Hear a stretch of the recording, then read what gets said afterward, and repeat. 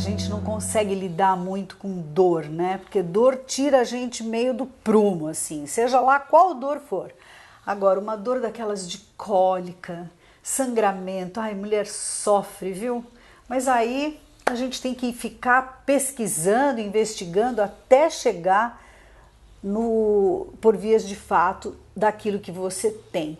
E nessa busca toda, a gente encontrou mais uma vez a resposta no Dr. Marcelo Biasi Cavalcante, que é cirurgião oncológico e também mastologista, porque ele também opera adenomiose. Eu nem sabia que esse negócio existia, Marcelo. Tudo bom, querido? Tudo bom, Fabiola? Mulher sofre, né? Você que faz cirurgia na mulher aí, caramba!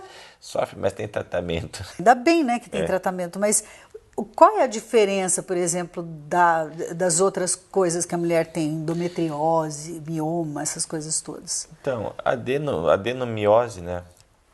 Ela é um crescimento da parte glandular, que seria aquilo que tu menstrua, né? Do endométrio, dentro da musculatura do útero, né?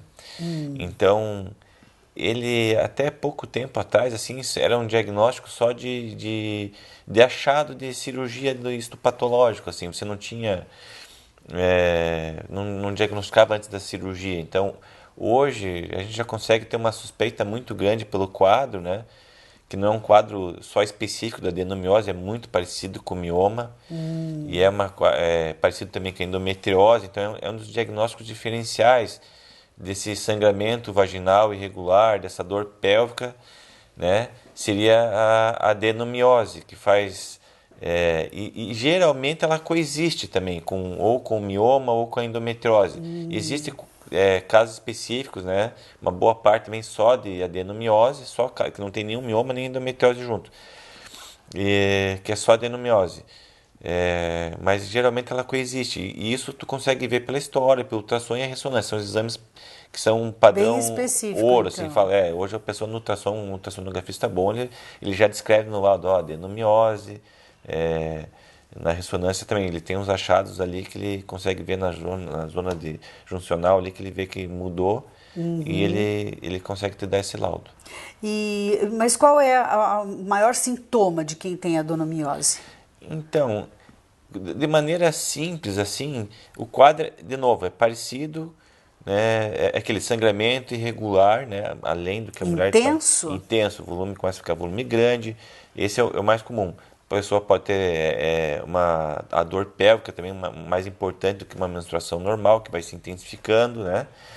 E aí a diferença que a gente vê, né, que o mioma geralmente ele faz um aumento do volume uterino muito importante, assim, quando ele começa a dar esse tipo de quadro, né? E ele depende também muito da posição. Agora, a adenomiose não, ela não faz um útero muito grande, ele fica um útero meio amolecido, assim, e ele pode ser uma doença mais focal, que a gente chama de adenomiose focal, ou difusa, quando ele acomete o útero inteiro, assim. Aí tira?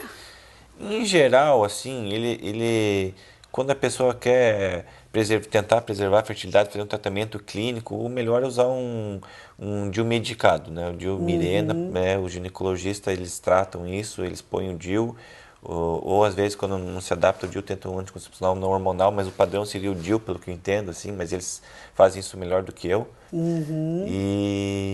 Mas assim, naquela mulher que já está no perimenopausa, já constitui prole, né? Tem certeza que não vai querer ter mais filho. O tratamento padrão aí seria a esterectomia, né? Né? Porque daí livra, não sei se isso, que esse é o nosso medo, né? Alguma coisa que possa virar um câncer, né?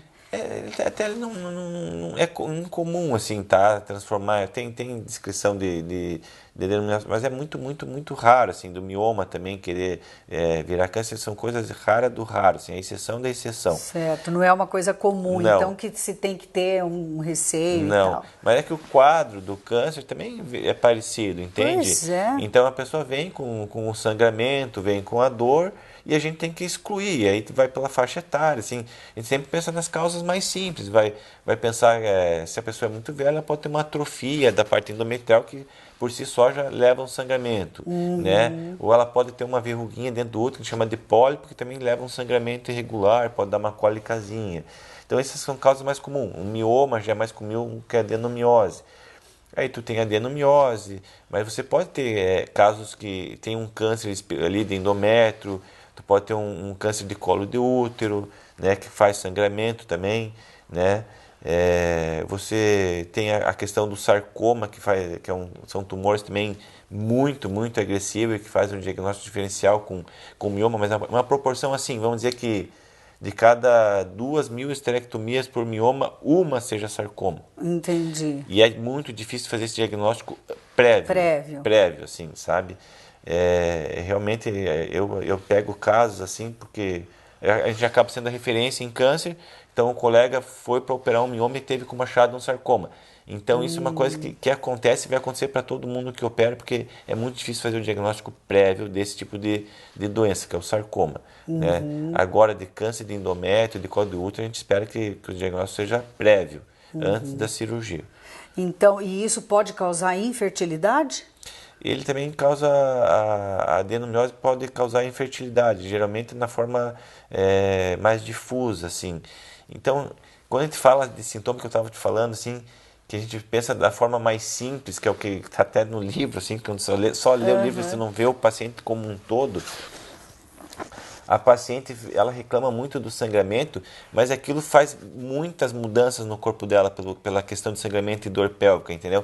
Que às vezes que ela vai ter a mais, vai ter uma infertilidade, como ela leva um sangramento, ela vai ficando com anemia, vai ficando fraca, ela vai pela questão de estar toda hora sangrando, ela vai tendo às vezes queda do libido, do desejo sexual, né, não consegue mais ter relação com o marido. Então são outros fatores que a gente, né, não vê na hora, mas que estão englobados na situação. Questão de infecção urinária, infecção vaginal, porque o nosso sangue é o que leva a comida por corpo inteiro, né? Leva o alimento pro teu músculo, né? Tá ali, tu come e quem distribui vai por sangue. Então tu tem um sangue mudando o pH da vagina, com aquele alimento. Então é mais fácil a pessoa fazer um pouquinho de uma infecção urinária, uma infecção vaginal, né? Fazer uma vaginose, tendo aquele sangramento toda hora e que muitas vezes a gente não valoriza, mas aquilo ali, para quem é a paciente, ela não aguenta mais, entendeu? É verdade. A gente vê e isso é uma conversa, né, entre mulheres, porque, como eu falei no começo da matéria, né, mulher é uma coisa estranha, né? É tanta coisa que a gente tem que ver e tem que medir, tem que isso e tem que aquilo, e muitas vezes também até um inchaço nas pernas, aquele cansaço, aquela coisa pesada, e é difícil diagnosticar, né? Exato. E uma vez que tu faz o tratamento, a melhora e o tratamento novamente, né? A cirurgia resolve, que é o tratamento que hoje a gente faz geralmente por laparoscopia, que é minimamente invasiva. Então, em geral, a paciente indo para casa no mesmo dia, né? É bem tranquilo. Muito tranquilo. Dirige um carro em uma semana. Então, quando que tu ia pensar nisso, com uma cirurgia com corte abdominal, né? Uma via aberta? Pois é. Então, isso de imediato. Então, aquele medo que eu vejo, toda paciente que vem para mim, ela vem com medo. Ela diz, doutor, a maior parte, eu nunca fiz cirurgia em lugar nenhum do meu corpo. Não, e agora isso apavora qualquer um, né? Apavora. E agora eu estou tendo que escolher alguém para me entregar, para confiar, né? Para fazer a cirurgia. Isso não é fácil. Não, né? Não é. Então, a pessoa, às vezes, ela merece pegar uma segunda, terceira opinião. Eu acho que a paciente ela tem que estar segura com o médico que ela escolheu, para não se arrepender e às vezes não fazer com o primeiro, assim, que lhe atendeu, entendeu? Ele pode até ter feito o diagnóstico, mas se tu tá com alguma dúvida, pega uma segunda, uma terceira opinião. Eu acho importante isso também. Eu acho. Eu falo isso para as minhas pacientes, para elas não... Eu não tenho o menor problema dela pegar uma segunda ou terceira opinião, porque muitas das vezes elas voltam para mim, entendeu? Porque elas ficaram seguras. Então elas viram que o que eu falei, o outro colega falou, e de repente me escolhem de novo. Então, eu acho que isso é uma empatia, né, Marcelo? Empatia. Porque isso é uma coisa muito de paciente e médico, né? Mas é que tem você, que existir. então, tem que existir porque você é um queridão, né? Daí o Marcelo conversa, daí, nossa, explica, e é todo um processo de carinho também, porque ninguém procura um médico para fazer uma cirurgia porque tá bem. Sim. Né? Então, assim, esse outro lado do teu tratamento mais humanístico, mais, né, empático mesmo, isso faz toda a diferença, né? Porque a mulher também tem esse negócio não só da insegurança, mas a gente é mais assim, né? E assim, o que eu acho que transmite essa segurança que eu vejo, né, com as minhas pacientes, talvez é pelo tempo que a gente já tem de experiência, pelo volume que a gente já tem de cirurgia já de alguns anos, né? Meu Deus, quanto tempo está operando, Marcelo? Já está batendo na casa dos 20 anos já. Pois é. 20 anos. E assim, fora isso, a equipe que trabalha comigo, assim, né, que eu também faço parte do Instituto de Cirurgia de Joinville, todos eles eu confio, então a gente tem segundo, terceiro auxílio, eu faço auxílio para eles, eles me auxiliam, então a equipe é muito homogênea, né? Vamos dizer, se eu desmaiar, eu tenho plena consciência de quem assumir da minha equipe a cirurgia vai terminar tudo direito. Certo. Então eu confio na minha equipe, e tanto que se eu tiver que operar com alguém, eu opero com alguém deles, assim, e já fui operado. Então eu realmente confio na minha equipe. Que bom, isso é muito legal, né, da gente ter essa segurança naquilo que faz, né, e também na equipe, né, porque ninguém faz nada sozinho, né? Exato. Muito bom. Então, a adenomiose foi o nosso assunto de hoje. Continue mandando, né, as suas questões, as suas dúvidas, que a gente vai continuar escalando, Marcelo, aqui. Te vem na casa dele, porque ele trabalha muito, ele opera muito. Às vezes, gente, sábado, domingo, tu não para, né, Marcelo? Não, tô precisando tirar umas férias. Pois é. É isso mesmo, merecidas, né? Obrigada, querido, Obrigado, mais uma Fabiana. vez, Obrigado. né?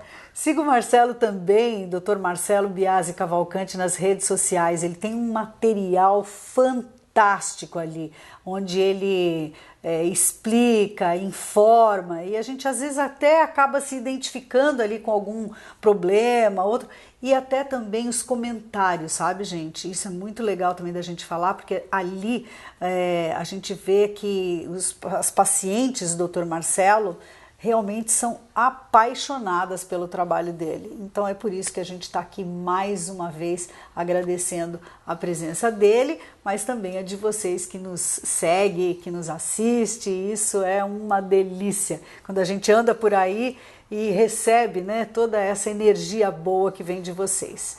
Se você está assistindo pela internet, não esquece de curtir, comentar, compartilhar. E se está assistindo na TV, também pode comentar por aí, porque aqui é lugar de informação.